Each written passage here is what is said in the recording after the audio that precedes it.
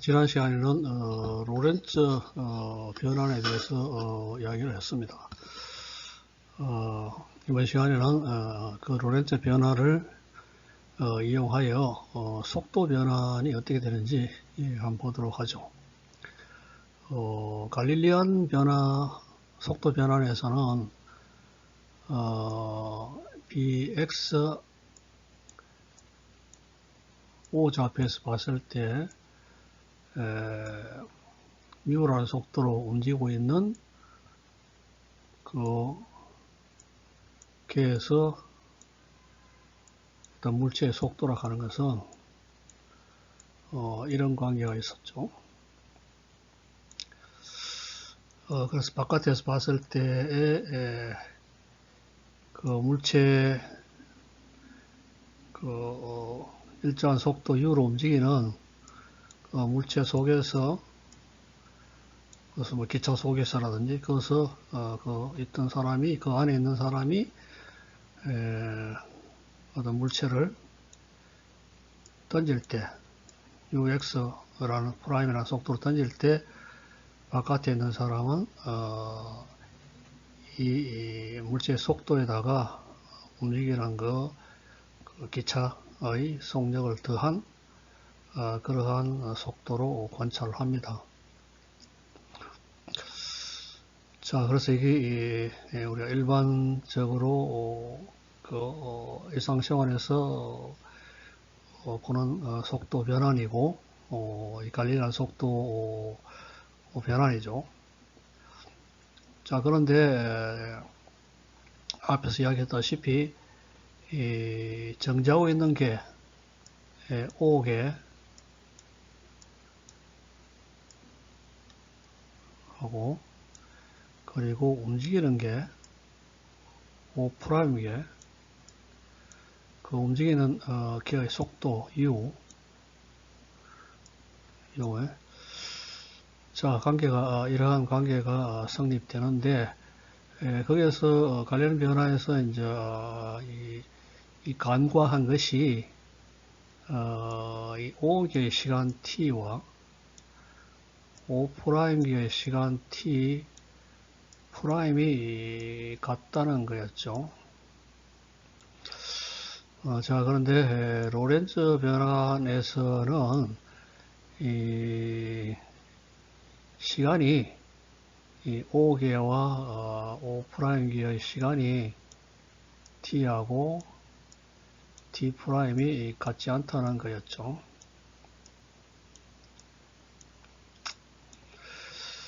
자, 그래서 x방향으로 u라는 속도로 움직이는 그런 개와 정지한 개 사이에 좌표 변화는 여기다 x 프라임은 감마에다가 x 마이너스 ut죠. ut고 거꾸로 x와 x 프라임 관계는 거꾸로 하면은 x가 감마 x 프라임 플러스 u죠. ut죠. 자, 어쨌거나 이러한 변환이 되는데요. 이것을 미분을 하면요. dx 프라임이 되고 dx dt가 되겠죠. 그리고 y방향은 뭐 움직이지 않으니까 그냥 이것이 같고 g 방향은 마찬가지고 시간은 미분하면은 이러한 형태로 나옵니다. 자, 그래서 마찬가지로 거꾸로 봤을 때 O'가 O'프라임 O를 봤을 때 하고 O가 O'프라임을 봤을 때죠. 이때 속도 U로 움직이는데 O'프라임이 그럼 여기에서는 O'프라임에서 O를 보면은 속도가 마이너스 U로 보이죠. 마이너스 U 속도로 그래서 이러한 미분을 얻을 수 있습니다. 자, 이걸 이용함으로써 속도 변환식을 구할 수 있겠죠. 그래서 bx는 bx 플러스 bx dt를 하면 되고요. 그래서 그 변화를 각각 dx하고 dt 변화를 이용하면은 이러한 속도 변환식이 얻을 수 있습니다. by도 마찬가지로 얻을 수 있고 bg도 얻을 수 있겠죠. 자, 거꾸로 봤을 때 그래서 이 경우는 이 5옥에서 정지한 5옥에서 이제 O'을 보는 게죠. O'은 속도 U로 움직이잖아요. 5옥에서 볼 때. 자, 거꾸로 이 BX 프라임 입장에서 봤을 때는 이러한 속도 변화가 되죠. 이 차이는 결국 그 U를 갖다가 U 대신에 마이너스 U를 넣은 거하고 똑같죠. 자, 이거는 O'에서 봤을 때죠. O'에서 보면은 이어서 보면은 O'은 마이너스 U로, 이거는 U로 가는데 얘 거꾸로 반대 방향 움직이잖아요. U로 이제 되는 것을 볼 수가 있습니다. 이와 같이 우리가 이 갈릴레안 변환하고 완전히 다른 그런 속도 변환을 얻을 수 있음을 볼 수가 있습니다.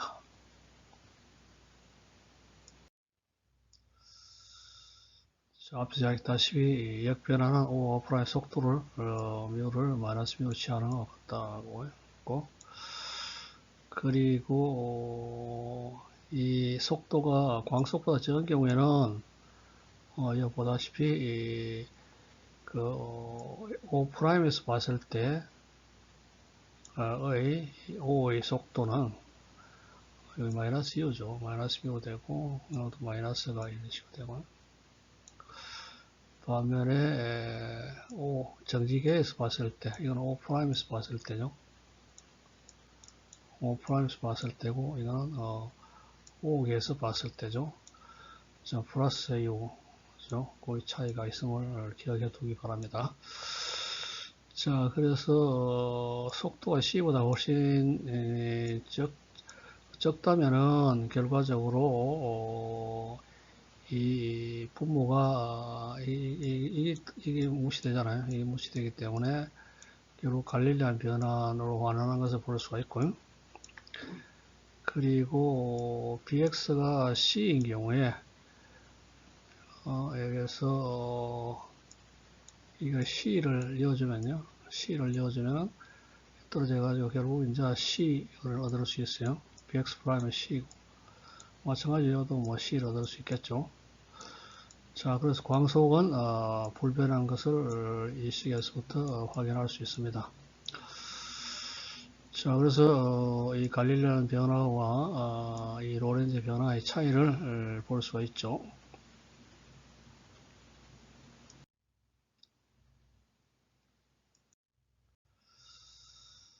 앞에 했는 겁니다만 똑같습니다만, 그래서 dx 프라임 dt 속도의 bx 프라임 dx 프라임 of dt죠. 그래서 갈릴레안 변화에서의 잘못이 결과적으로 이 bx 프라임이 dx 프라임에다가 dt를 하는 거죠. dt를 하는 거예요. 속도는 같다고 봤을 때 5개와 5'이 5하고 5'에서 이 시간이 동일하다는 걸 봐서 이런 식으로 해서 결국 갈릴레안 변화를 얻을 수 있었는데, 로렌츠 속도 변화에서는 dt가 아니고 dt 프라임을 사용했는 거죠. 그래서 5'계에서의 속도는 다르기 때문에 5개하고는. 자, 그래서 이러한 결론을 얻을 수 있었다는 거죠. 마찬가지로 5에서 봤을 때는 이러한 관계식이 얻을 수가 있습니다.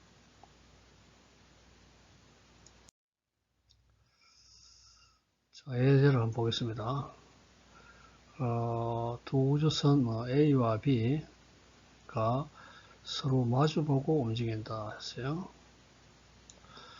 지상에 있는 관측자 O, 정지한계에서 봤을 때, 이 관측자가 측정한 우선 A의 속력이 0.75C고요. B의 속력이 0.85C입니다. 자, 이거는 뭐냐 하면은, 이 정지계에서 받는 거죠.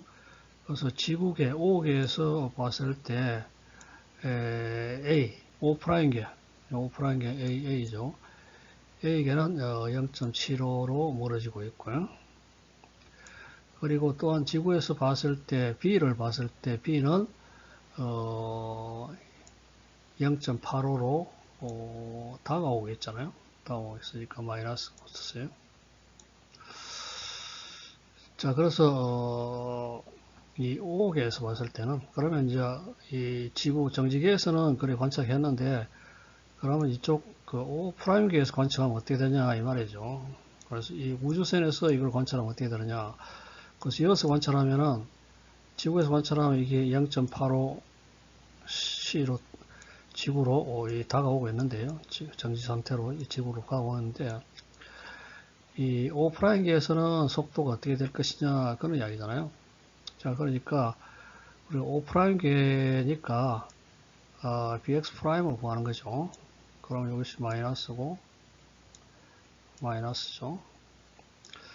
자, 그래서 이 bx 이거를 하면 bx는 결국 이제 이 우주선의 속도이기 때문에요. 근데 이게 다가오고 있으니까 여기서도 지금 다가오고 있으니까 여기서 마이너스가 붙었고요. 자, 이거는 이제 멀어졌으니까 0.75고요. 0.75고 좌우에는 0.997C. 그러니까 우주선 A에서 봤을 때 이 우주선은 0.997C로 이 우주선으로 다가오고 있는 거죠. 그래서 지구에서 봤을 때는 여기서 봤을 때는 정지한 상태에서 정지한선에 봤을 때는 이 우주선 B가 0.85C로 다가오는데 이게 이쪽으로 가기 때문에 우주선 A가 이쪽으로 가기 때문에 속도가 더 빨라지겠지만은 어쨌거나 이 관계 C를 통해서 봤을 때 물론 C보다 광속보다는 적어야 되니까요. 그래서 이러한 것을 얻을 수가 있습니다.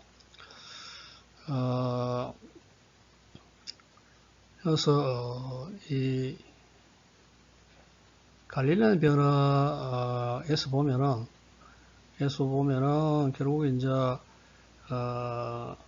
이것이 0.75C로 가고 이게 0.85C로 오기 때문에 1.6C로 돼야 되잖아요.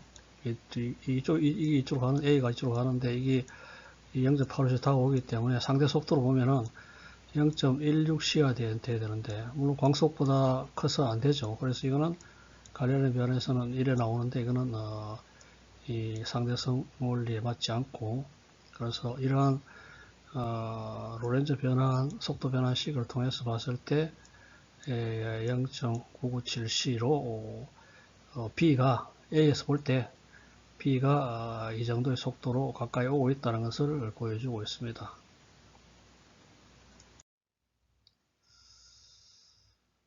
자, 오토 폭주적이 B와 K가 그래서 B는 이쪽 방향으로 0.75C로 가고 있고 그래서 X방향으로 가고 있고 K는 마이너스 Y 방향으로 0.9C로 가고 있어요. 그리고 중앙에 경찰이 정지하고 있다. 정지계죠. 그래서 이게 5개로 볼 수 있죠. 5개. 자, 그래서 B가 K를 보는 게죠. B가 K를 봤을 때 그래서 B가 결국 그 K를 봤으니까요. B가 이제 O'기가 되겠죠. O'기가 돼요. 자, 그래서 정지한 사람이 봤을 때, 정지한 경찰관이 봤을 때, B는, X방향으로 0.75 C로 가고 있고요. 2차원 문제이기 때문에, Y방향은 속도가 0이죠. 그래서 멀어지고 있고, 자, 그리고 경찰관이 또 봤을 때, K를 봤을 때, K 속도는, X방향은 0이고, Y방향은, 마이너스, 0.9cm을 알 수 있죠. 자, 그러면은, 이 B가 K를 봤을 때, 속도 왜 되냐, 그걸 물었잖아요. 그러니까, O'에서 봤을 때, O에서 봤을 때 이건 0.9cm로 가고 있는데, 그럼 O'에서, O'은 그러니까 이쪽으로 0.75 이동하는 K인데요. O'에서 이게 있을 때 U잖아요. 속도 U인데, O'에서 K를 봤을 때 어떻게 되느냐, 그걸 물었으니까, 그래서, X방향 속도는 마이너스죠. 이것도 마이너스니까요. 자, 그래서 값을 넣어주면은 마이너스 0.75C로 아래 방향으로 BX니까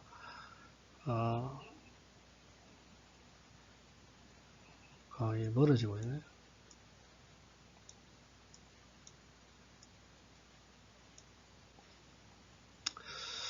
자, 그리고 Y방향에 대한 속도 식은 앞에 이제 그걸 이용하면은 이렇게 한마가 하나 붙었으니까 이렇게 한마를 0.2가 0.75잖아요. 0.75C니까 계산하면은 마이너스 0.6이 나옵니다. 자, 그래서 X방향으로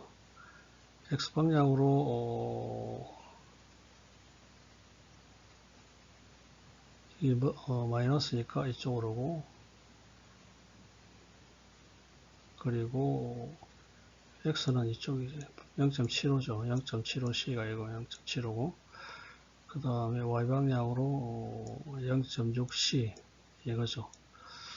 자, 그래서 이걸 갖다가 크기를 보면은 요 방향이겠죠. 그 방향인데 bx 제곱해서 by 제곱에 루트를 취하면 0.96c로, 그래서 이 방향으로 0.96c로 멀어지고 있다는 것을 보여주고 있어요.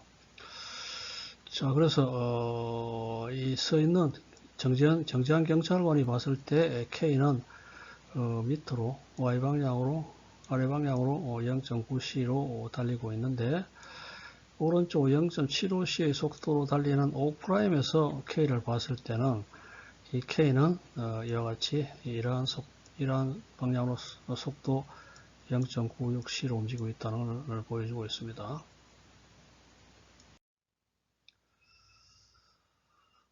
자, 두 우주선이 반대 방향으로 움직이고 있다 했어요. 그래서 A와 B가 반대 움직이고 있고, 지구에서 관찰한 우선 A와 B의 속도는, 그래서 이 정지계에서 봤을 때 A는 0.7c로 이쪽으로 가고 있고, 그리고 B는 0.8c로 가까이 다가오고 있습니다. 자, 그럴 때 O'게인 A에서 B를 봤을 때 어떻게 되느냐. 이거는 진짜 O하고 O개가 봤을 때 이렇고요. 그리고 O' 봤을 때는 O'에서 봤을 때 이게 어떻게 되냐 그 이야기잖아요. 자, 정리해 보면은 지구를 O개라고 했을 경우에 A에 붙어 있는 개를 O'개로 생각할 수 있고요.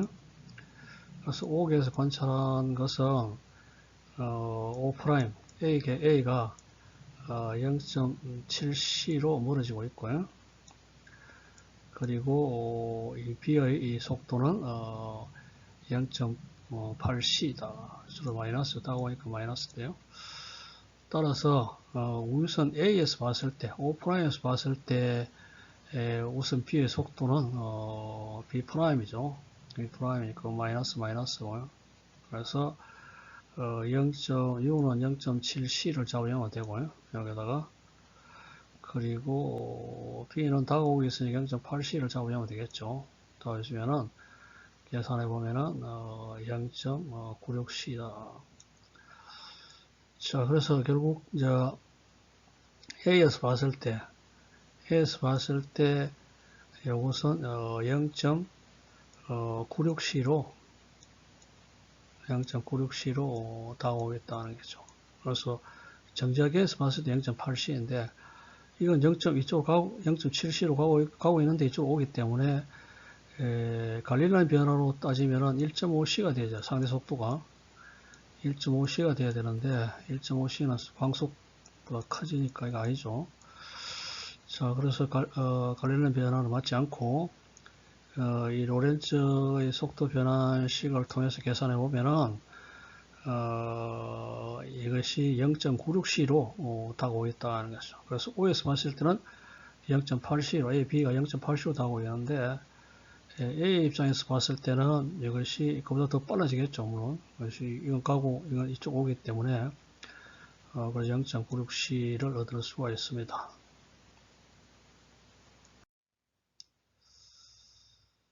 자, 지구에 대해서 0.9C로 우주선이 지나가고 있습니다.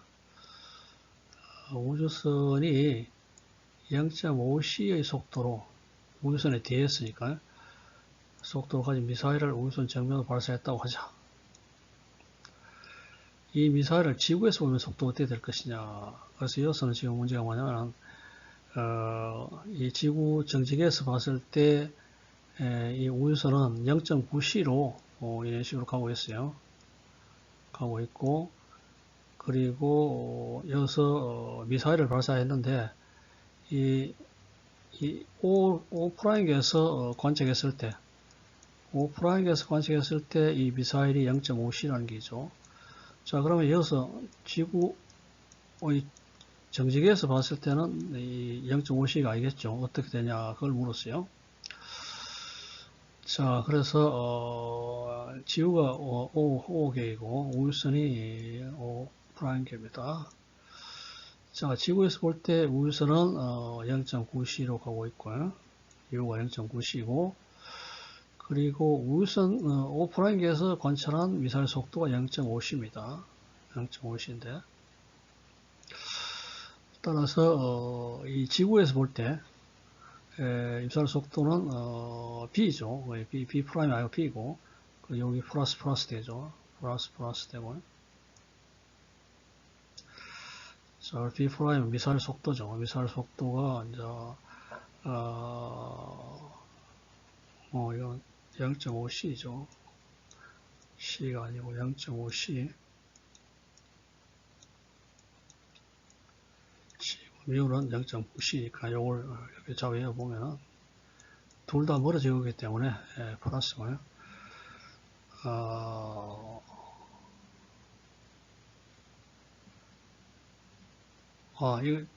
이건 잘못됐어요. 그래서 0.97C가 나오죠. 0.97C가 나오고. 자, 그래서 정리하면은 지구 정지기에서 봤을 때 0.9C로 다국하고 있는 미사일의 속도를 이 우주선에 측정한 게 0.5C였는데 지구 정지기에서 이걸 측정하면 어떻게 될 것이냐 그걸 물었잖아요. 그걸 물었었는데 결국 이제 B를 구하는 소리니까요. B 프라임에 대한 B 프라임이 주어져 있고 B를 구하는 소리이기 때문에 이 식을 이용하면은 0.97C가 나옵니다. 이것도 마찬가지로 O에서 봤을 때 이 갈릴라인 변화를 보면은 이 B 가는 것이 B 프라임 더하기 U잖아요. 이 갈릴라인 변화인데요. 그래서 우리가 이거는 버스 안에서 어떤 속도로 달리고 있는 버스 안에서 공을 갖다 던졌다 이거잖아요. 공을 갖다 던졌으면은 그래서 이 B'의 속도를 가지고 있는 버스 안에서 속도 U로 공을 던지면은 바깥에 있는 사람이 보기는 이 공의 속도로 가는 것은 버스의 속도에다가 공의 속도를 더한 것이죠. 그래서 이것도 뭐 다음 1.4C가 되는데 이거는 갈릴라인 변화에서는 1.4씩이 맞지 않죠. 광속보다 크니까 맞지 않고. 그래서 이 로렌츠 속도 변화식을 이용하면 0.977임을 알 수 있죠. 그래서 결국 이 우주선에서 이 미사일 속도를 측정한 0.5c인데 이 지구 정지계에서 봤을 때는 0.967c다 이 말이죠. 됐고, 우주선에서 빛을 발사했다고 했을 때 관측한 빛 속도는 뭐냐? 이거 아니고 아까 이 시계 0.5c고요. 이거 C죠. C인데. 자, 그래서 이건 C. 그래서 우주선에서 빛을 발사했다 했으니까 빛은 속도가 C니까 C고 U가 0.9C인데 이 식에 대입해주면은 값을 다 대입해주면 이것도 대입해주고 하면은 B가 C임을 알 수 있죠. 그래서 광속은 이 정지계든지 일정 속도로 움직이는 관성계에서 속도는 변하지 않는다면서 보여주고 있어요. 자, 지구에 대해 0.5c 속도로 달리고 있는 우주선 A가 지구에 대해 0.7c인 우주선 B를 뒤따라가고 있다. 상속도는 뭐냐고 했어요. 그래서 이거는 지구 정지계에서 A를 속도로 관측하니까 0.5c이고 그리고 B를 관측하면 0.7c다 그 이야기잖아요. 그래서 O'을 A계로 잡을 수 있죠. 지구를 O계로 하고 우주선 A를 O'계로 하고요. 자, 지구 O계에서 봤을 때 우주선 O'계는 0.5c로 멀어지고 있고, 그리고 또 지구에서 봤을 때 우주선 B는 0.7c로 멀어지고 있습니다. 따라서 우주선 A, O'에서 이 다른 우주선을 봤을 때 속도는 B'이죠.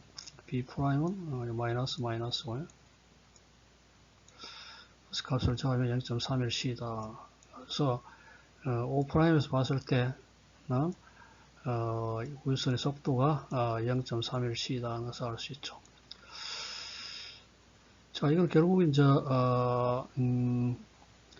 이게 0.5c로 가고 있는데 이게 또 0.7c로 멀어지고 있으니까 결과적으로 이제 상속도가 이제 갈리라는 변화로 보면 0.2c인데요. 두 개의 차이니까요. 0.2c인데 이 갈리라는 변화 경우 맞지 않고요. 이 로렌츠 변화를 통하면은 보다 좀 큰 값인 0.31c임을 보여주고 있습니다.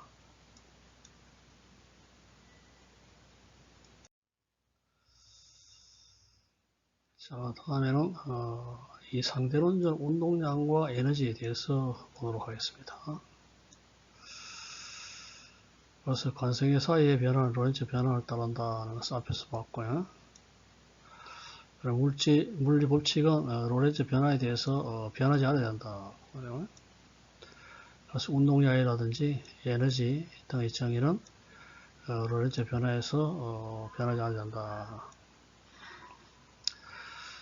자, 그래서 이 새로운 운동량과 에너지가 상대론적 관점에서는 새로운 운동의 에너지가 정의되어야 하는데요. 물론 이 새로운 운동량의 에너지 정의는 속도가 빛 속도에 비해서 아주 작을 경우에는 뉴턴계의 정의로 다시 돌아가야 된다는 그러한 조건이 붙어 있습니다. 자, 그 증명을 하지 않겠습니다만, 뉴턴계 운동량의 정의인, 우리가 알다시피 P는 mv라는 이 운동량은 이 로렌츠 변화에 대해서 계에 따라서 달라져요. 그래서 결국 이제 불변이 아니라서 아닙니다. 그래서 뭐 이거는 정의를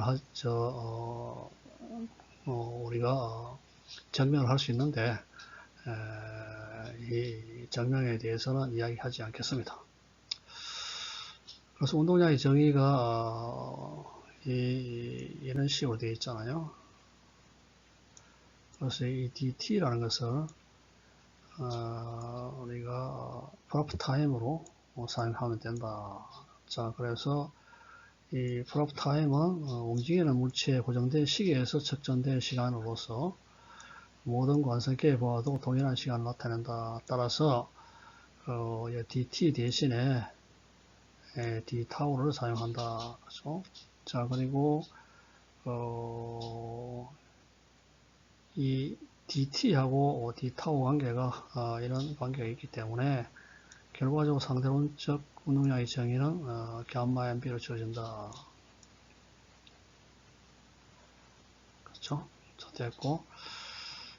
그리고 이 식은 뭐 상대론적 질량이라는 것을 이런 식으로 정의했을 때 이것이 B그램비와 같은 꼴로 된다는 것을 보여주고 있고,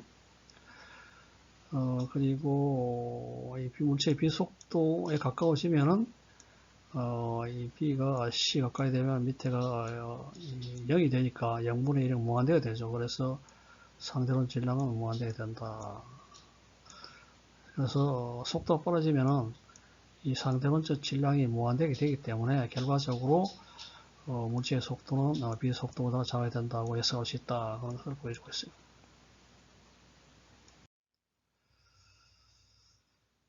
자, 그러면은 운동량이 정해져 있으니까 정의되어 있으니까 이 운동량을 이용해서 이 운동 에너지하고 에너지를 갖다가 한번 계산해 봅시다. 이 에너지 정리에서 에너지 정리가 요거잖아요. 운동 에너지는 운동 에너지의 변화는 외부에서 일을 해줬기 때문에 변한다. 그런 이야기죠. 그만큼. 그래서 운동 에너지 변화는 외부에서 해준 일만큼 변한다는 것이 바로 일 에너지 정리고, 그리고 일은 F.ds, 그리고 이 힘이라는 것은 dP, dt인데 운동량이 감마 MB로 정의되었으니까 P 대신에 그래서 F는 dP, dt잖아요. dP, dt 물론 벡터고, 자, P 대신에 이제 감마 MB를 잡아야하는 거죠. 자, S는 BDT니까요. S는 BDT로 쓸 수 있고, 그래서 M은 바깥으로 나오고, DT, DT는 떨어지니까요. 그래서 이게 이제 좀 떨어지고, 감마 BB니까 결국 이 PB가 똑같은 거기 때문에 자, B, D 감마 DB를 할 수 있죠. 자, 그래서 이것을 적분하면 되는데요. 속도는 물론 처음 0에서부터 B까지겠죠. 자, 부분 적분을 이용해서 미식을 적분하면요. 자, 그래서 여기 나오고요. 앞에 나오고, 그리고 요거하고 뒤에 걸 미분하면 되니까요. 감마비 요거 있고요. 그 앞에 그 요걸 갖다가 미분한 게잖아요. 요거는 미분하기 전에 요것이고요. 부분 적분 여러분 알 테니까요. 자, 그래서 이런 식이 되고, 감마가 이것이잖아요. 감마가 2분의 1이기 때문에 되고,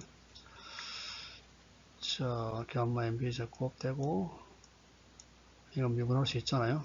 이거 B 제곱을 뭐 어떤 치환시켜야 되죠. 치환해가지고 적분하면 되겠죠.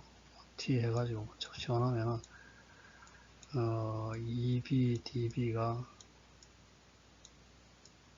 DT 뭐 이래가지고 뭐 그래서 인테그랄 뭐 2분의 1 해가지고 루트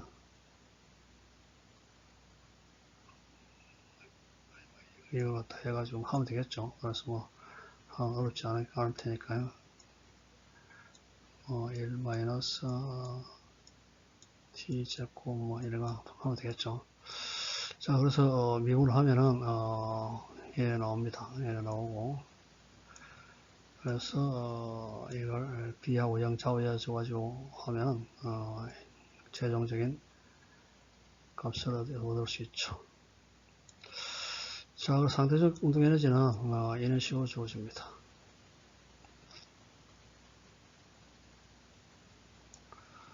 이게 여러분 적분이 모르겠지만 자원이 적분을 어렵지 않으니까 이런 식으로 적분이 됩니다. 자, 그래서 이 상대론적 운동량을 P가 이 감마 MB로 정의하면요. 정의하고 이 에너지 정지를 사용함으로써 운동 에너지가 이런 형태로 표현되는 것을 알 수가 있습니다.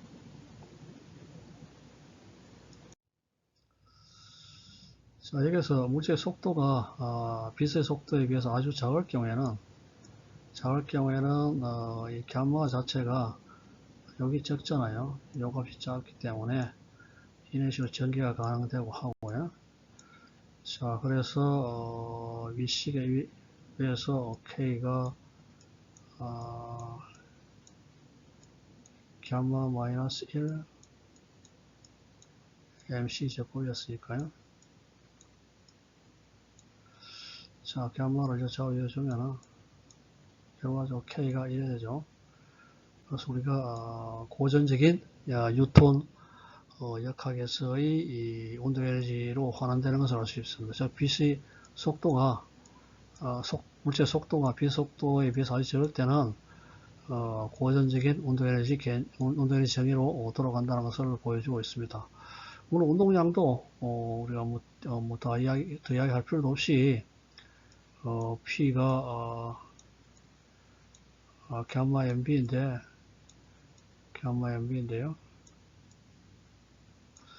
이 빛 속도에 적을 때는 이게 거의 1이니까요. 감마 1이기 때문에 이 고전적인 운동량의 정의인 MB로 돌아가는 걸 알 수 있죠. 마찬가지로 운동 에너지도 빛 속도에 비해서 작을 때는 이러한 고전적인 정의로 돌아가는 것을 볼 수가 있습니다. 자, 그리고 이 MC 제곱이 있는데요. MC 제곱이 이제 유명한 아인슈타인의 이 식인데요. 이 정지질량입니다. 정지질량 에너지라고 부릅니다. 그리고 이 감마 MC 제곱 향은 속도에 관련되어 있고 운동 에너지와 포텐셜 에너지를 합한 총 에너지에 해당된다. 그래서 이 총 에너지는 결국 이 운동 에너지에다가 정지 에너지를 더한 것이죠. 그래서 K가 앞에서 이거잖아요. 이거니까요. 감마 마이너스 1 MC 제곱이고요. 이것은 정지 에너지인데 그 총 에너지는 결국 이제 운동 에너지에다가 정지 에너지를 더한 것인데요. 그게 총 에너지잖아요. 자, 이걸 갖다가 더하면 1이 떨어지기 때문에 감마 MC 제곱이 나오죠. 그래서 에너지는 상대론적 에너지는 감마 MC 제곱으로 표현됩니다. 그래서 상대론적 에너지 운동량은 이런 식으로 표현되고요. 자, 이걸 어떻게 지어주면 또 이런 관계도 얻을 수 있죠. 자, 질량이 없는 물체, 우리 광자나 또는 중성비자 등은 이 식에서 왔을 때, 이 식에서 M이 불정이니까 떨어지니까요. PC로 표현할 수 있습니다. 그리고 질량이 0인 입자는 항상 빛의 속도로 움직입니다.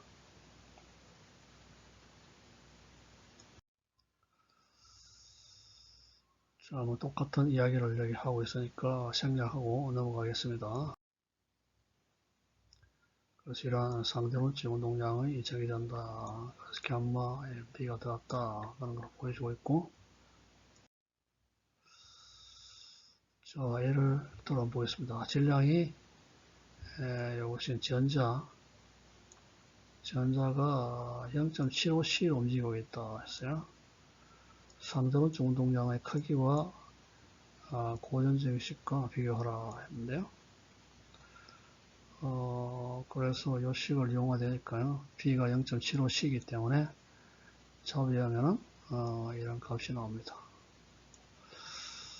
물론 고전적 운동량이 MB니까 여러분 해보면 되겠죠. 자, 상태로적 에너지도 금방 한 겁니다. 이 에너지 정리를 이용해서 이 dPdt를 넣어가지고 계산을 해보면은 결론적으로 gamma-1 mc 제곱이 나온다는 것이죠. 운동량이. 참, 운동 에너지가요? 자, 그리고 이 속도가 적을 때는 이 고전적인 정의로 돌아가고요. 그리고 MC 제곱을 정지 에너지라고 부르고,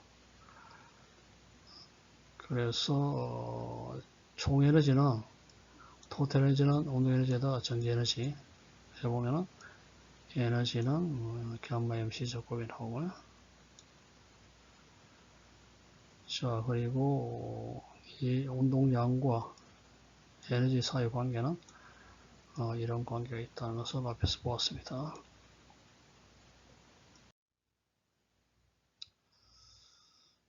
자, 여기에서 질량이 없는 그런 입자들은 PC가 되고요.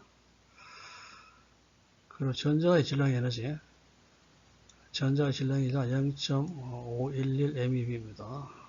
질량은 단위로 되는데, 저건 이 전자의 질량 에너지가 C제곱이 0.511 MeV라는 거죠. 요거 기억해두면 편합니다. 일렉트론 볼트는 물론 이 전자가 1V 전위차에 있을 때 가진 에너지니까요. 전자의 전하 1.6 곱하기 10의 마이너스 19성이니까요. 마이너스 19성이고 1V에 있을 때니까 그래서 그냥 줄이죠. 자, MEB는 여기에다가 10의 6성 행기죠. 10의 6성 2위란 소리니까요. 그리고 6성이니까 13성이 되겠죠. 이것이 마이너스 13성이 되겠죠. 자, 요걸 기억해 두는 게 편리합니다.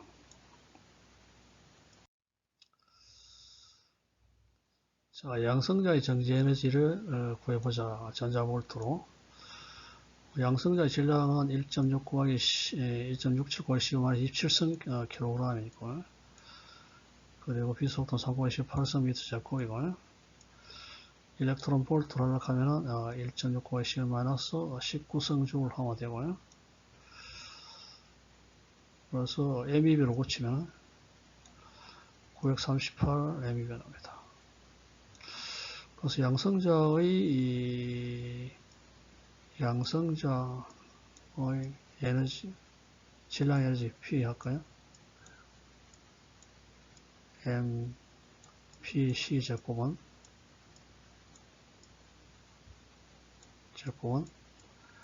938 MEB다. 이거 문제 푸는데 여기 기억해두면 편리하죠. 안 그러면 계산하면 되는데, 이걸 기억해두면, 그대로 사용하면 되니까요. 또, 양성자의 전체 에너지가 정질량 에너지의 3배일 때, 양성자의 속력은 얼마냐. 자, 전체 에너지는, 우리가 앞에서 봤다시피 E는, gamma MC 제곱이었잖아요. 제곱인데, 그래서 감마가 이 전체 에너지가 정지 에너지의 10배라 했으니 감마가 3이라는 소리잖아요. 감마가 3이라는 소리니까 그 C가 3mpc 제곱이다 그런 이야기죠. 자, 그리고 감마하는 것이 어쩌면 3이기 때문에 감마하는 것이 분의 1이잖아요. 요거 분의 1이기 때문에 그래서 여기 떨어지면요, 여기 떨어지고 그래서 요 시계를 구할 수 있고 여기서부터 속도를 구할 수 있죠. 0.943c고 그리고 2.835 8승/ms를 할 수 있죠. 자, 그리고 운동 에너지, 운동량 구하는 소리죠. 자, 운동 에너지는 이 전체 에너지에다가 정지질량 에너지를 빼면 되니까요. 전체 에너지는 정지질량 3배라 했으니까 이렇게 되고 빼면 EMPC 제곱이고요. 그래서 양성저의 정지질량이 938 MeV니까요. 2배 해주면 값이 나오죠. 자, 운동량은 E제곱, P제곱, C제곱 요 식을 이용하면 되잖아요. 그리고 이게 3배라 했으니까 에너지가 질량 에너지의 3배라 했잖아요. 3배. 그러니까 제곱이고요. 자, 여기서부터 이걸 갖다 넘겨줘가지고 P를 구하는 게 목적이니까요. 그래서 이렇게 되고 그래서 P는 이런 식으로 구할 수 있죠.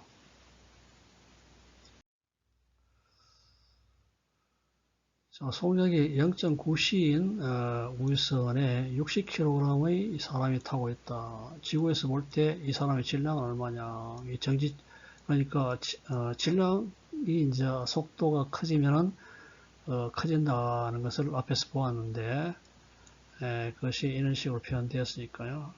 138kg.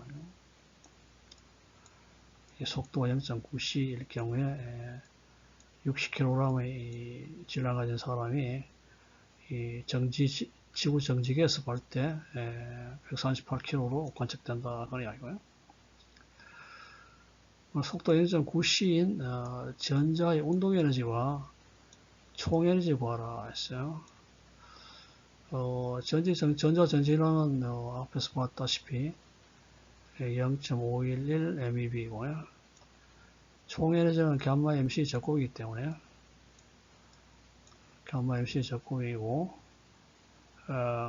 그리고 감마는 뭐 구할 수 있으니까 1 마이너스 루트 1 마이너스 B 제곱 오바 C 제곱이니까요. 그래서 0.9C라 했죠. 0.9C를 제 대시주면 구할 수 있죠. 그러면 값이 나옵니다. 그리고 운동 에너지는 감마 마이너스 1 E 빼기 MC 제곱 해도 되고 뭐 감마 마이너스 1 MC 제곱 해도 되고 구하면 이런 값이 나옵니다. 자, 양성자를 0.5C에서 0.9C로 가속시키는데 드는 에너지를 구하라 했죠.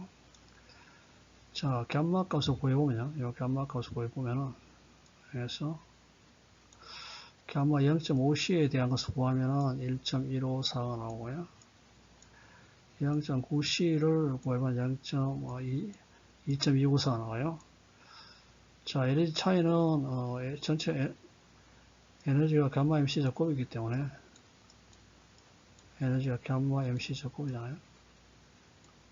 C 제곱이기 때문에, 0.5C에서 0.9C로 갈 때 에너지 차이를 구하면 결국 1.07 기가 일렉트론 볼트의 에너지가 필요하다는 것을 보여주고 있습니다. 기가는 10의 국성이죠. 그래서 이제 기가고요. 10의 6선 아까 밀리언이니까 M이라 했죠. MEB 할 때 M 했죠. 그래서 MEB 뭐 GB 이런 식으로 표현할 수 있죠.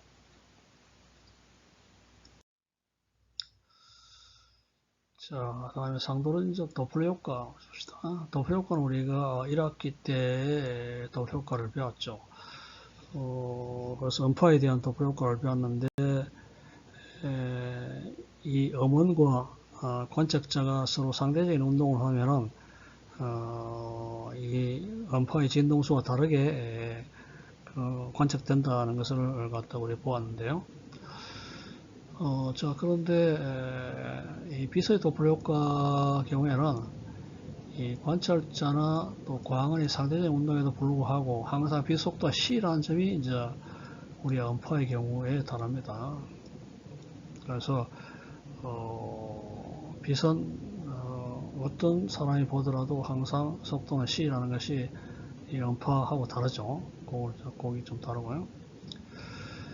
그래서 광원이 관찰자의 속도 BS로 다가오는 경우를 생각해 봅시다. 그래서 관찰자는 정지했고 광원이 속도 BS로 다가오면 보다시피 음파의 파장이 줄어들잖아요. 오면서 이 팔을 발사하기 때문에 속도 BS로 오면은 이것이 관찰자 입장에서는 파장이 짧아져 보이죠. 그래서 이 관찰자가 관성기에서 볼 때, 관측자 관성을 볼 때 파장이 짧아 보이죠.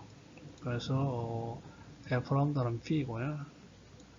그리고 T는 축이고, 그래서 이런 식으로 표현할 수 있는데 짧아 보이니까 결국 C-BS-T0죠. 그래서 마이너스 되죠. 그래서 파장이 짧아 보입니다. 원래 파장보다. 그리고 이 T0는 관찰자의 관성기에서의 시간이고요. 요 T0 여기요. 자, 그런데 관찰자는 광원의 시간 연장이 관측하기 때문에 요 TS는 TS 가능성 이 광원의 시간입니다. 그래서 광원의 주기라고 해도 되고 상관없습니다. 다만 이런 식으로 시간 연장이 관측되니까 이래 되고요. 그리고 F람다는 요 식이죠. 요 식에서부터 이 광원 입장에서는 이러한 것이 만족되죠. 자, 그래서 이 관찰자가 관측하는 파장과 광원의 파장 사이, 광원이 발사하는 파장 람다하고요, 람다 S하고, 그리고 관측자가 관측하는 람다 O하고 관계를 구할 수 있죠. 요 식에서 구할 수 있잖아요. 요 식에서 구할 수 있어요. T0를 요거 잡아줬고요. 그 다음에 요걸 또 여기서 사용하고 이러면은 이러한 람다 O 관측자가 봤을 때 파장하고 실제로 광원이 내는 파장과 이러한 관계가 있습니다. 자, 그래서 이걸 보면은 결국 밑에가 분모가 플러스고 위가 분자가 마이너스이기 때문에 람다 O는 람다 S보다는 적죠. 이쪽 거꾸로죠. 람다 S죠.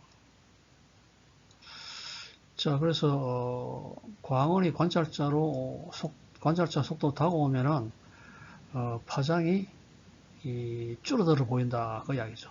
그래서 반면에 광원이 거꾸로 멀어지면은 여기 바뀌어요. 마이너스 플러스가 바뀝니다. 결과를 다시 보면요. 광원이 멀어지는 경우는 위식에서 보호가 바꾸면 되고요.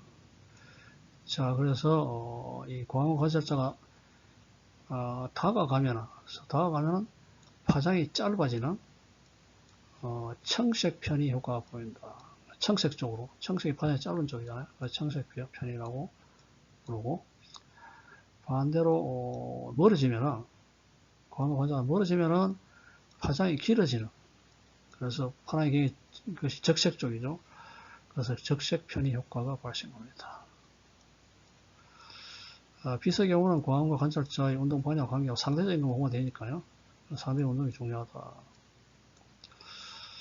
이어서 적색 편의 효과에 관해서 다시 이야기해 보면요.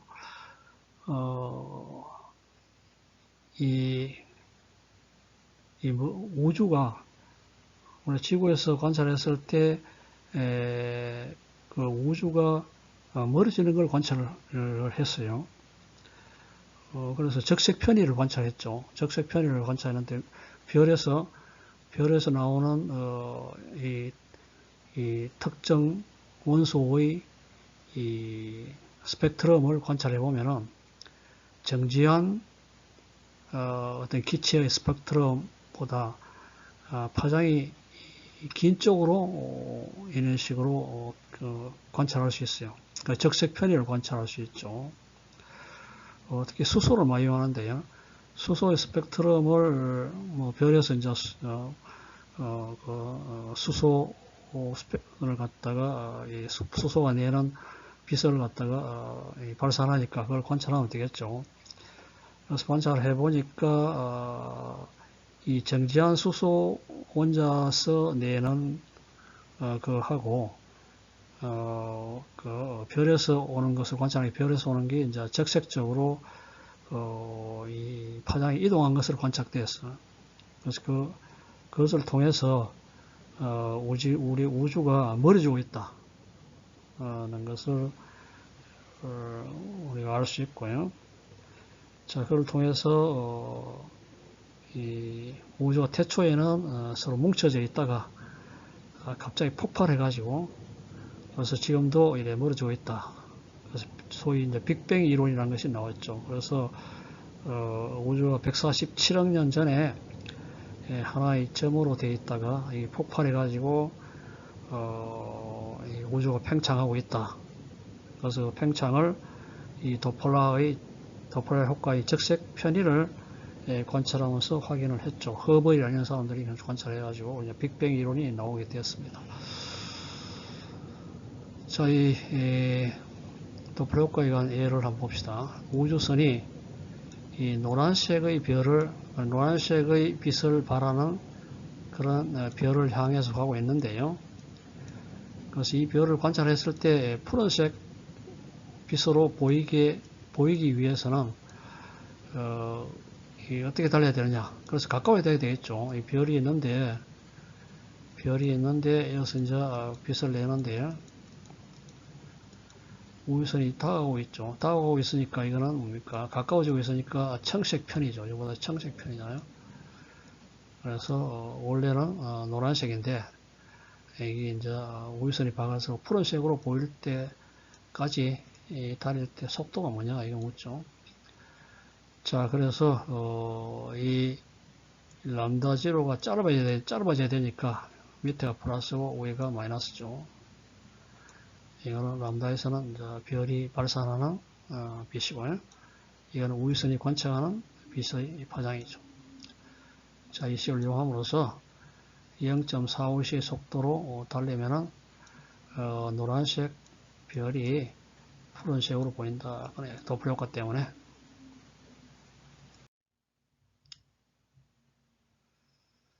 자, 그래서 이거는 멀어지면은 이것이 적색 편이고 적색 쪽으로 가까워지면은 청색 쪽으로 편해야 된다는 것을 보여주고 있어요. 그래서 스펙트럼이 결과적으로 청색, 적색 쪽으로 이동하는 것을 볼 수가 있습니다.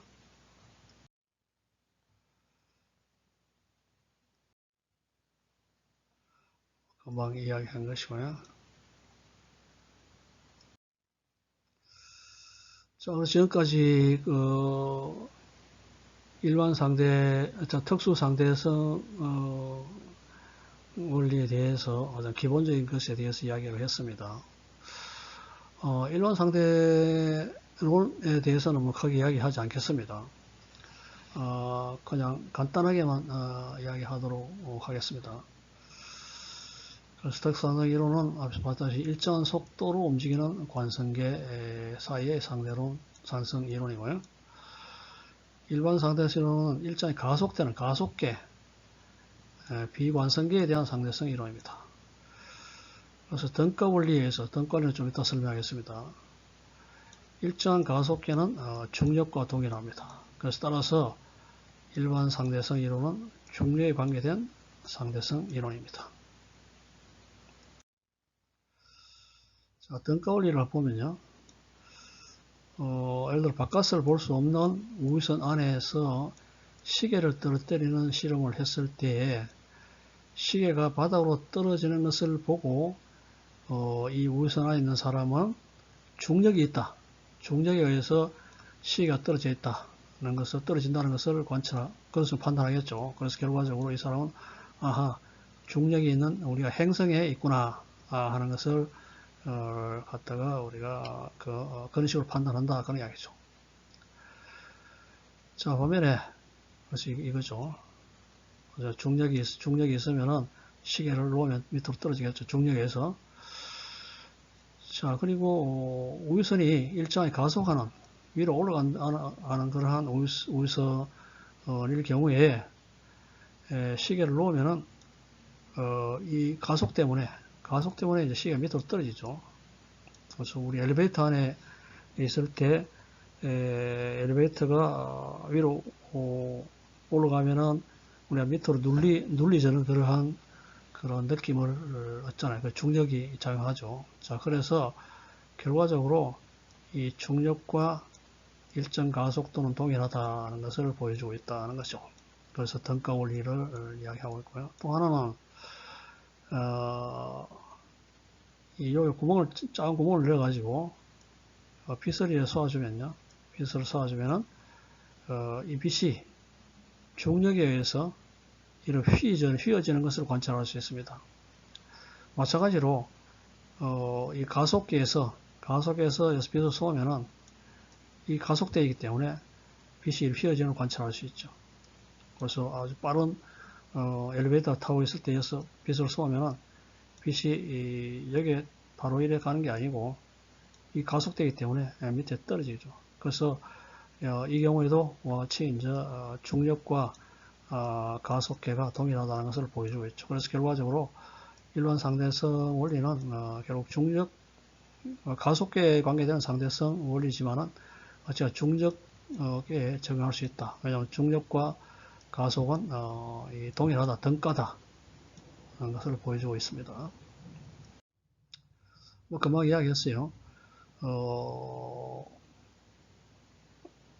중력의 낙하에 또 설명을 금방 했는 그 설명을 다시 이야기하고 있고요. 우선에 작은 창이 있어가지고 빛이 그 창을 통해 들어오는 경우 중력이 없는 경우는 창으로 바로 직진하겠죠. 그런데 중력이 있는 경우는 휘어지고 그리고 가속계의 경우도 휘어지고 그래서 결국 중력하고 이 가속계는 동일하다는 것을 또다시 보여주는 그런 현상이죠. 자, 그래서 일반 상대에서 이론에 의하면 이 중력에 의해서 시공간이 휘어집니다.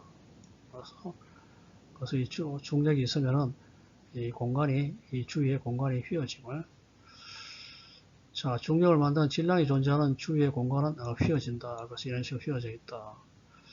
자, 빛이 휘어져 전파되는 것 같이 보이지만은 실제로 빛은 중력에서 휘어진 공간에서 가장 빠른 길을 선택한 것이다. 그래서 이런 식으로 이게 가장 빠른 길이니까요. 자, 그래서 그 실제 관측은 의져서 보이잖아요. 그래서 아인슈타인의 일반 상승이론의 가장 유명한 것이 바로 이제 이러한 이 계기일식 때 빛이 휘어지는 것을 관찰한 것이 아주 유명한 그런 실험 결과 중에 하나입니다. 그래서 이것 때문에 사실 아인슈타인이 굉장히 유명인사가 됐죠. 똑같은 우리가 예를 앞에서 등가 원리에 대한 것을 똑같은 예를 들어 가지고 설명하고 있죠. 떨어뜨린 경우하고 빛을 쏘았을 때하고 그래서 이 중력과 그리고 이 가속계는 동일하다는 것을 보여주는 그러한 현상이다 하는 것을 보여주고 있어요. 자, 이런 식으로 이제 이런 식으로 빛이 휘어지는 현상을 관측했죠.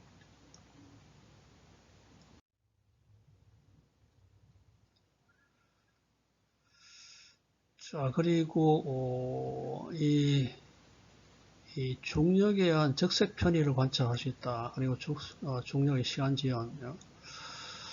우주선 바닥에서 발사한 레이저 빛을 천정에서 관찰하는 경우에 봅시다. 우주선이 위로 가속되는 순간에 레이저 빛이 발사됩니다. 그래서 우주선이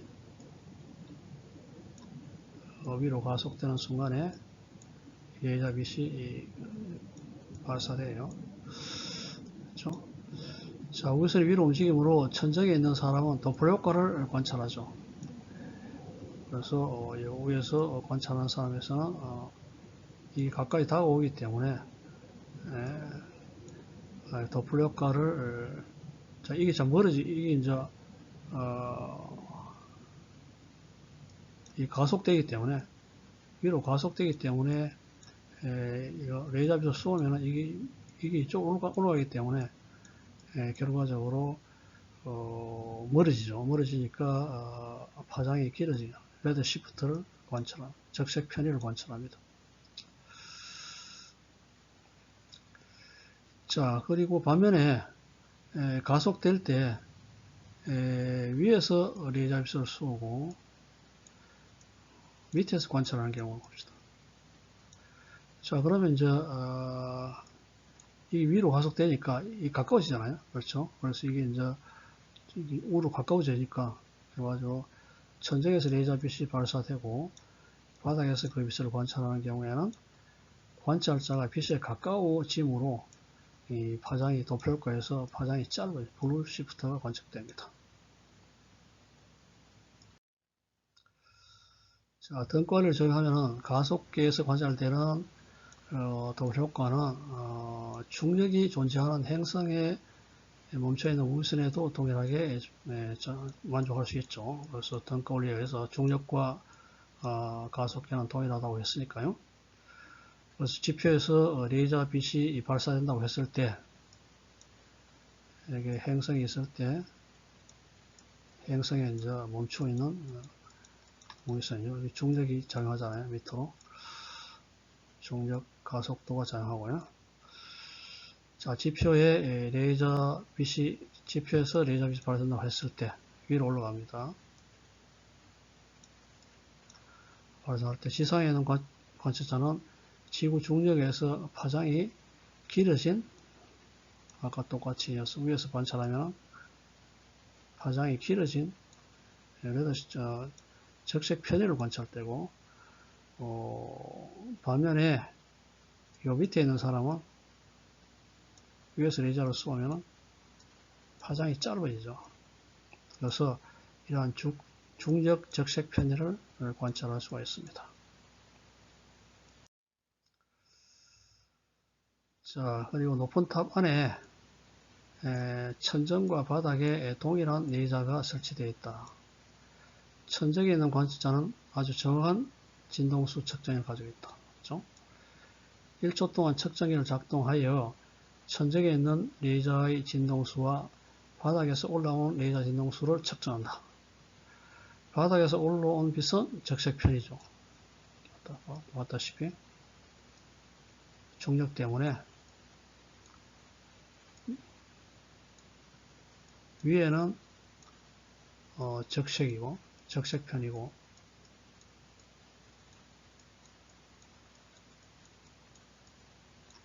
아래는 청색이죠. 청색 편이죠. 청색 쪽으로 편의되고. 자, 그래서 바닥에서 올라오는 빛은 적색 편이 된다 됐죠. 천정에서 레이저 진동수가 바닥의 진동수보다 크기만 되나요? 그래서 결과적으로 이것은 파장이잖아요. 파장이고 진동수로 봐서는 이게 크죠. 크고 진동수 봐서는 이게 적고 그렇죠.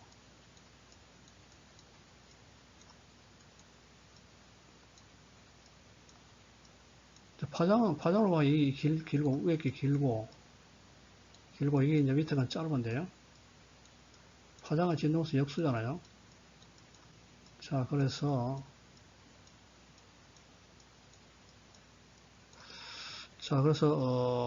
천정에 있는 레이저 진동수가 바닥의 진동수보다 크게 관찰된다. 됐죠? 그래서 천정에 있는 사람은 천정에 있는 시계가 바닥에 있는 시계보다 빠르게 간다. 그렇잖아요. 그래서 진동수 크다 하는 것은 이제 시간이 빨리 간다는 소리이기 때문에 천정에 있는 시계가 바닥에 있는 시계보다 빠르게 간다고 결론을 내립니다. 자, 그것은 거꾸로 이야기하면은 바닥에서의 시간이 천정에 비해서 천천히 간다. 그죠? 그래서 바닥에 있는 것이 시간 지연을 관찰할 수 있다 말이죠. 그래서 이 중력 시간 지연. 그래서 중력이 밑에 있는 것이 중력이 크잖아요. 그렇죠? 그래서 밑에 부분이 아무래도 행성이 있으면 중력이 커지니까 그래서 이 밑에 있는 것에 의해서 중력 시간 지연이 발생한다. 그래서 이게 밑에 있는 사람의 시계가 위에 있는 사람 시계보다 천천히 간다. 그러죠. 그래서 중력 시간 지연은 바닥과 천정에 있는 사람 모두에게 모든 시간 지연에 대해서 의견은 똑같죠. 왜냐하면 이 사람들이 이 동일한 것을 진동수를 측정했기 때문에 빛의 진동수를 측정했기 때문에 둘 다 시간 지연에 대해서 의견은 일치한다. 그래서 중력 시간 지연은 중력을 주는 물체 가까이에 있는 경우에 시간이 느리게 간다는 것을 의미합니다. 그래서 우리가 이 아파트 살고 있으면은 아파트 1층에 있는 사람의 시간이 예를 들어 30층에 있는 사람 시간보다 천천히 간다. 그래서 1층을 봤을 때 아주 조금 더 오래 살 수도 있겠죠. 자, 그래서 이 시가 유도되는 것에 대해서는 이야기하지 않겠습니다. 이러한 시를 얻을 수 있어요.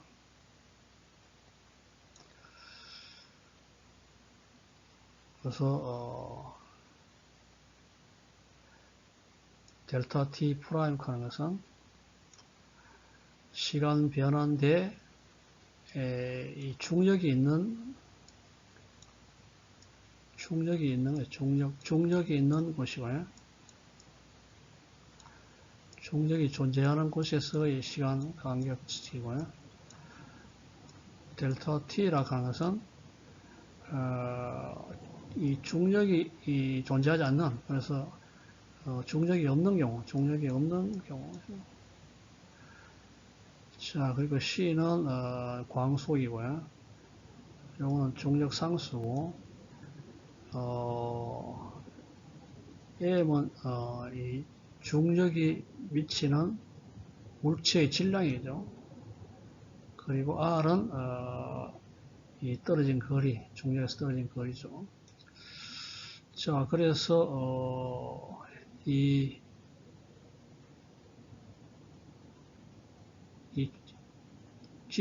지표에 있는 거하고 예를 들어 가지고 이게 산 위에 있는 거하고 비교를 하면은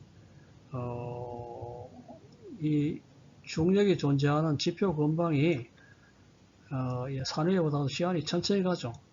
이거 보다시피 9시인데 이건 9시 좀 더 지났잖아요. 그래서 이 중력 가까이 있는 곳에서 중력이 적은 곳에보다도 시간이 천천히 간다는 것을 보여주고 있습니다.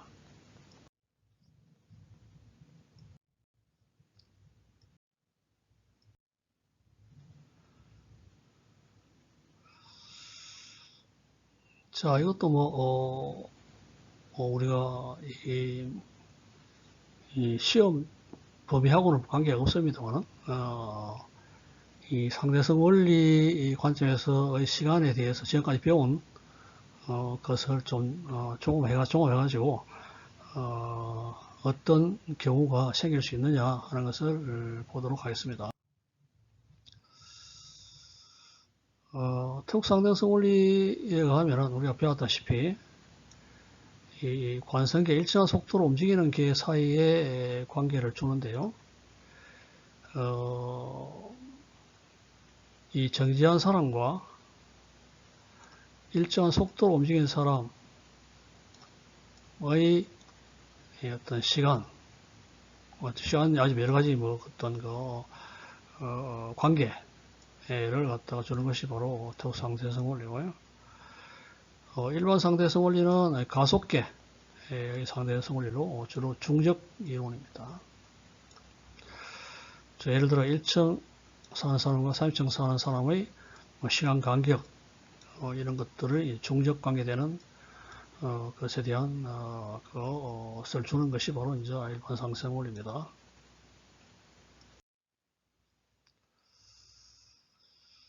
자, 특수상대성 원리와 시간의 차이를 보면요. 우리 앞에서 봤다시피 움직이는 계의 시간이 천천히 간다 배웠죠. 그래서 움직이는 계의 시간이 천천히 간다. 그 속도에 의한 시간 지연을 우리가 관찰할 수 있다고 보았죠. 그래서 예를 들면 우선 한 사람의 시간이 아주 빠른 속도로 광소에 가까운 속도로 달려가고 있는 우선 안의 사람의 시간이 이 지구에 정지하고 있는 사람의 시간보다도 천천히 간다. 예를 들면 우주 속도가 광소에 가까울 갈 경우에 지구에서 1년이 흘렀지만은 우주선에서는 한 달밖에 지나지 않을 수 있다. 그래서 앞에서 배웠습니다. 일반 상승 원리와 시간의 차이는 중력이 큰 곳에서의 시간이 중력의 작은 곳에서의 시간보다도 천천히 간다. 중력 시간 지연을 갖다가 앞에서 했잖아요. 그래서 예를 들어 아파트 1층에 사는 사람이 위층에 사는 사람보다 중력이 더 크기 때문에 중력 시간 지연만큼 더 산다.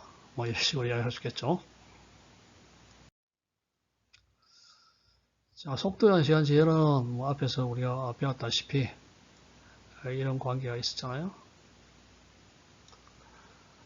자, 그리고 이 속도가 좀 적을 때는 이런 식으로 건사할 수 있겠죠. 이런 식으로. 그래서 B가 C보다는 훨씬 적을 때 이런 건사식으로 표현할 수 있겠습니다. 그래서 델타 T는 움직이는 사람의 시간 간격이고요. 델타 G는 상대적으로 정지한 사람의 시간 간격입니다. 움직이는 사람의 시간 간격이고 이건 정지한 사람의 시간 간격이에요. 움직이는 속도고 C는 광속이고요. 자, 예를 한번 들어보겠습니다. 자, 서울에서 뉴욕으로 14시간 비행기로 가는 경우 비행기에 탄 사람이 관찰하는 시간은 14시간보다 짧죠.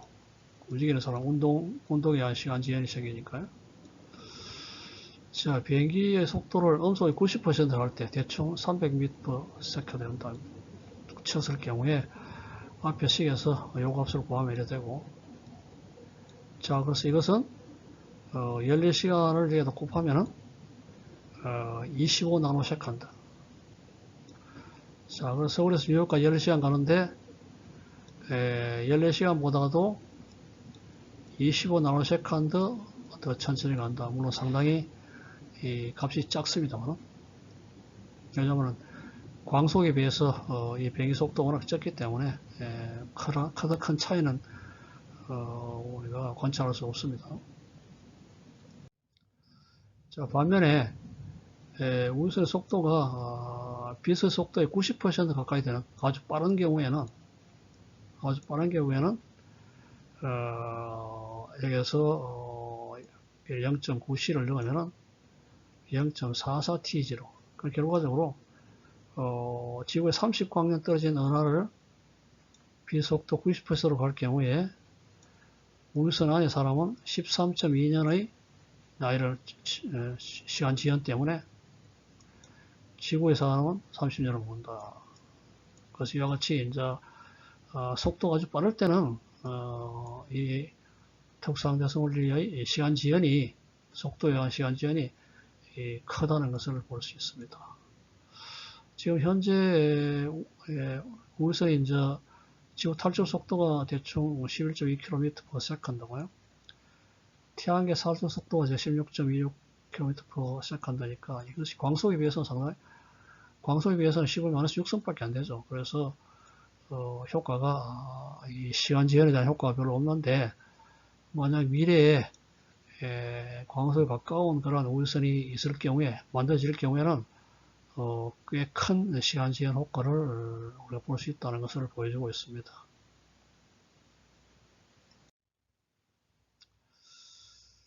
그 다음에 중력 시간 지연을 보면요. 앞에 우리 시계를 봤었죠. 이게 중력에 따른 시간 간격이고요. 델타 t가 델타 t제로는 중력 영향이 없는 위치에서의 시간 간격이고요. 이건 중력에 영향이 있는 곳의 시간 간격이고 중력 없는 경우의 시간 간격이고요. M은 중력을 주는 물체의 블랙홀 있는 것들이 질량이고요. 그리고 중력 상수가 있습니다. 자, 그래서 보통 경우에는 크게 이제 중력 시간제이 크지 않는데 질량이 엄청나게 큰 블랙홀 근방에 간다든지 이럴 경우에는 이 중력에 의한 시간 지연이 꽤 크겠죠. 우리가 인터스텔라라는 영화에서 봤다시피 이 모선이 있습니다. 모선은 이 블랙홀에서 상당히 멀리 떨어져 있어가지고 블랙홀의 중력에서 벗어난 그런 위치입니다. 그 시간이 델타 t제로고요. 이 모선에서 우주선을 갖다가 보내가지고 이 어떤 블랙홀 가까운 행성까지 갔다.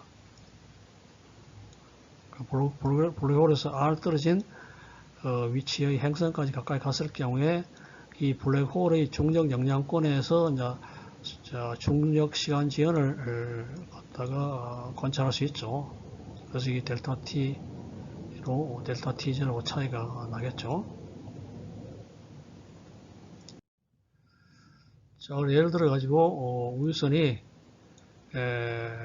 이 블랙홀에 접근하면 중력 시간 지연이 일어난다.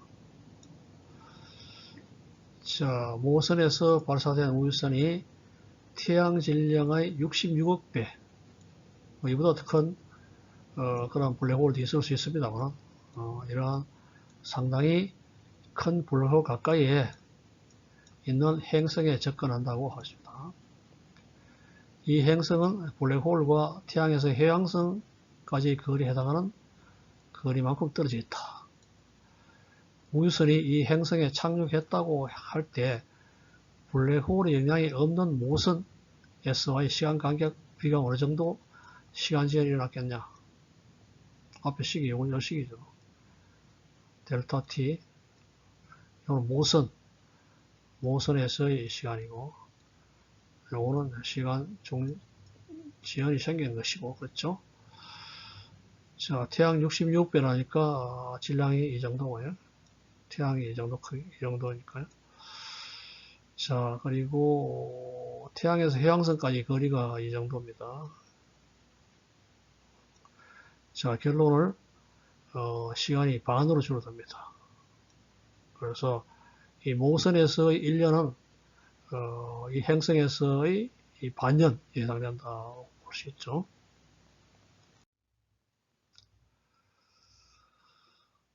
그래서 결과적으로 블랙홀 영향이 없는, 중력 영향이 없는, 블랙홀의 중력이 없는 위치에 있는 모선에서 우주선을 발사해 가지고 블랙홀 가까이 있는 행성에 접근했을 때 행성에서의 시간은 모선에서의 시간의 반밖에 가지 않는다. 그렇죠? 인터스텔라에서는 상당히 차이가 났습니다. 모선의 시간하고 행성에 갔다 온 사람의 시간이 수십 년의 차이가 나는데 블랙홀의 크기도 훨씬 컸을 수도 있고 그리고 또 광속에 가까이 가면 또 시간 지연이 이 빠른 속도에 시간 지연도 있기 때문에 뭐 그럴 수 있겠습니다만은 영화니까 좀 과장이 됐다고 할 수 있겠습니다. 자, 다음에 중력 차이에 의한 시간 지연. 예를 들어 1층하고 뭐 30층 사이에 뭐 이걸 갖다가 한번 봅시다. 오늘 뭐 앞식에서 RA 위치하고 RB 위치의 차이를 구하면 되겠습니다. M은 질량을 주는 물체의 질량이고요. 그 중력 상수가 있고요. RA, RB는 질량 M에서 떨어진 두 위치입니다. 그래서 지표상하고 뭐 그 다음에 산위라든지 시간이 늘어간다. 그래서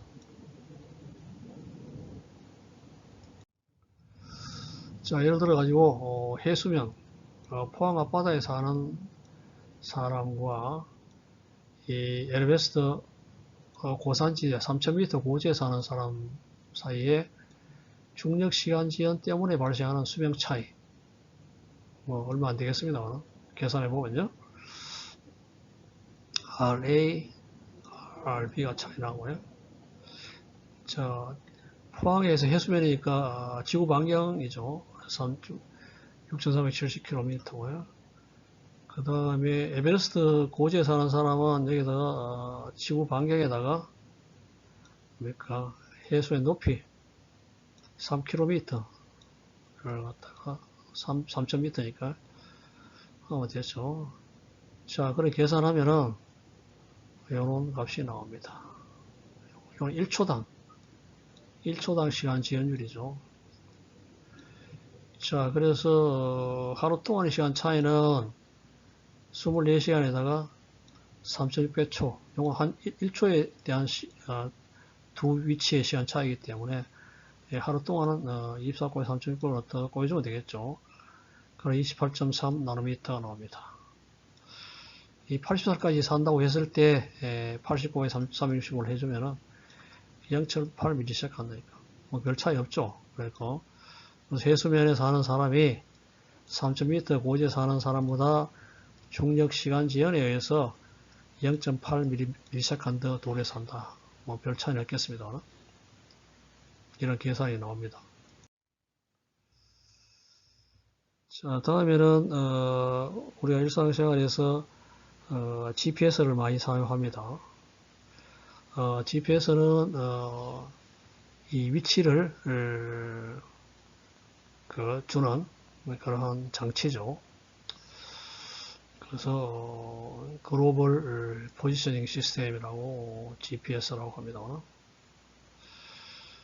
이 GPS는 중궤도, 중간궤도 정도, 고궤도 아니고 중궤도의 인공위성에서 발산하는 위성의 위치와 시간 정보를 마이크로파로 보내는데요.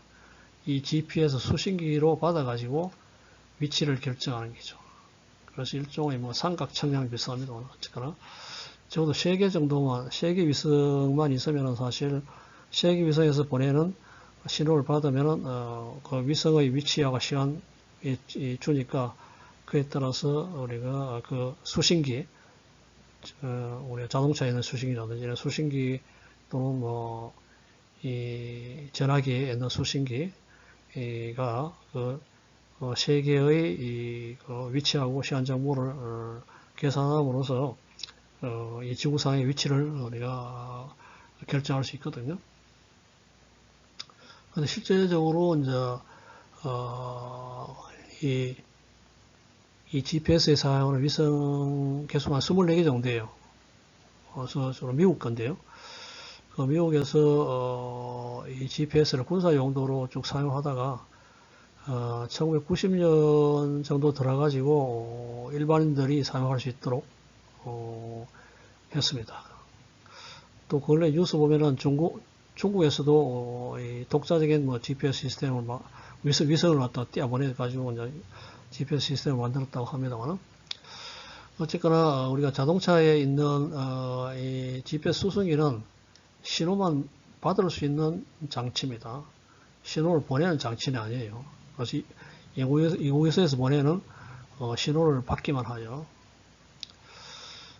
그런데 중궤도에서 인공위성이 대충 이 속도가 3814m/s 상당히 빠릅니다. 1초에 4km니까 꽤 빠른 거죠. 24개를 지금 사용하고 있는데요. 이 궤도는 2184km. 그렇죠? 그 GPS에서 보면은 이게 이제 지구 반경을 더한 값이기 때문에 GPS에서 보면은 13,814km 위치에 있어요. 지구 반경은 6,470km.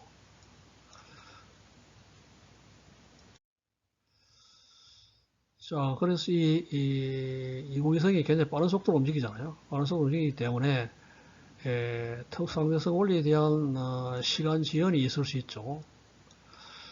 그래서 위성이 움직이기 때문에 지구 표면에서 이 수증기가 이제 신호를 받는데 신호를 주는 인공위성은 움직이고 있잖아요. 움직이고 있으니까 결과적으로 위성에서의 시간이 지구 표면에 있는 수증기는 이제 정지하고 있다고 봤을 때 위성이 상대적으로 움직이기 때문에 위성의 시간이 천천히 가죠. 그래서 우리가 신호를 위성에서 받으면은 이 수신기가 받을 때의 시간하고 위성이 주는 시간이 약간 차이가 날 수 있다 이거죠. 그렇죠?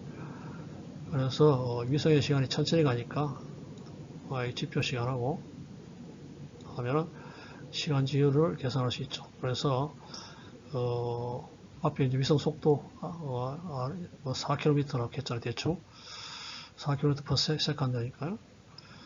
그래서 위성의 시간 지연은 GPO에서 시간보다도 1초당 여기죠. 요거 값이니까 1초당 8.350 10만원 11승의 시간 지연율로 천천히 가죠. 천천히 가죠. 자, 그래서 이 시간 지연율을 하루 24콜 3600초를 하면은 7마이크로세컨드 하루에 7마이크로세컨드 천천히 갑니다. 이게 별거 아닌 것 같지만은 꽤 차이가 크죠. 여기다 광속을 꼽으면은 거리 차이가 꽤 납니다. 자, 그리고 이 위성은 위에 있죠. 높은 궤도 있고, 그리고 이 수신기는 지표 있잖아요. 그러니까 중력의 차이가 있죠. 그래서 중력 차이, 일반 상대성 원리에 의한 시간 제한이 있을 수 있습니다. 자, 그래서 위성은 지구 중심에서 2184km 있고요. 수신기는 지표에 있으니까 지구 중심에서 6370km 있고, 그래서 이 위성이 이 수신기보다도 중력이 작으므로 인공위성에서의 시간이 지표보다도 빨리 가죠. 그렇죠? 자, 어느 정도 빨리 가느냐? 앞에 시간을 어떻게 영어가 되잖아요. 그래서 지표에서 6270km였고 그 인공위성 궤도 2184km이면은 결과적으로 이 정도의 차이가 납니다. 1초당이죠. 1초당 이 정도 차이 나죠. 1초당 시간 빠름률이에요. 지표에서 비교해서 위성에서의 시간 빠름률이 이 정도예요.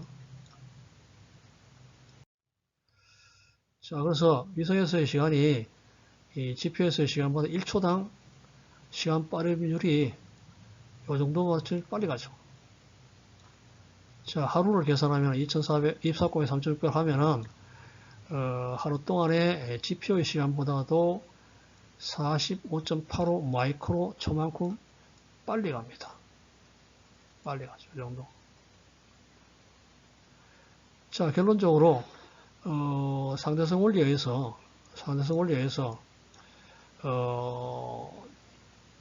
이거는 빨리 가고 속도에서 느리게 가고 이러니까 결국 차이를 계산하면은 하루 동안에 38.85 마이크로 초 위성에서의 시간이 빨리 갑니다. 자, 이게 별거 아닌 것이 별거 아닌 것이 보이지만은, 여기다가 광속을 꼽아야 되죠. 광속을 꼽으면은, 광속을 꼽으면 하루 동안에, 이거 마이크로 체크 안 되기 때문에, 10만원씩 육성이기 때문에, 수 킬로미터 다 차이가 날 수 있죠. 하루 동안에 이제, 위성에서 보내주는 신호로, 위성에 보내주는 신호로 이제 받아가지고 이제 위치를 결정하는데, 예, 이 하루 동안에 뭐 수 킬로미터 차이가 날 수 있죠. 그래서 결과적으로 이 시간을 보정해주지 않으면은 GPS 수신이 굉장히 부정하게 돼요. 그래서 우리가 수신 장치 이건 수신 장치비 아니잖아요. 그렇게요. GPS 장치는 그냥 신호만 받을 수 있지요. 그 위성을 제어할 수 있는 것은 미국에서밖에 제어를 못하죠. 미국 기지국에서 제어할 수 있는데 이거 갖다가 실시간으로 이에 해당되는 상대론에 의한 이거 시간 지연 이걸 갖다가 고려해서 보정을 실시간 해줘야 돼요. 실시간 해주지 않으면은 이 위치가 우리가 상당히 부정하게 가지고 그 위치를 믿을 수 없게 됩니다.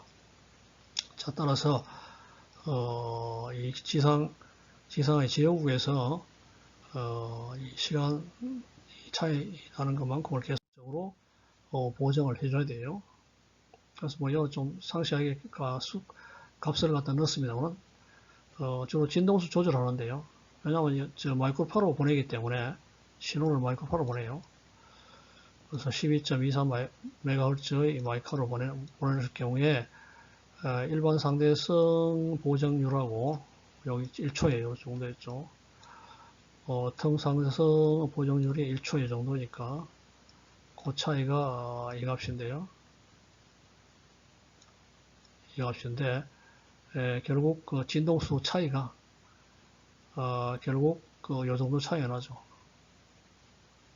그래서 요걸 보내야 되는데 사실은 이런 식으로 보내야 되죠. 그래서 이걸 갖다가 실시간으로 시간에 따라서 조금씩 변화시켜 가지고 일반 상대성 이론 그리고 석상대 이론의 시간 지연에 맞도록 이런 식으로 보정을 해주죠. 그래서 지상 제어국은 뭐 우리가 위성을 가지고 있는 미국만이 할 수 있는 것이고 자동차나 휴대폰에 있는 수신기는 그냥 신호를 받아가지고 그걸 갖다가 위치를 그 신호를 이용해서 위치를 결정하는 그 장치이기 때문에 이거는 뭐 일방적 수신이죠. 수신만 하고 지상 제국에서 이제 이런 신호를 제어해가지고 이 마이크로 파워의 진동수를 제어해가지고 실시간으로 보정해서 우리가 정확한 위치를 GPS 통해서 알 수 있게 됩니다. 이와 같이 우리 일상생활에 이용되는 GPS가 결국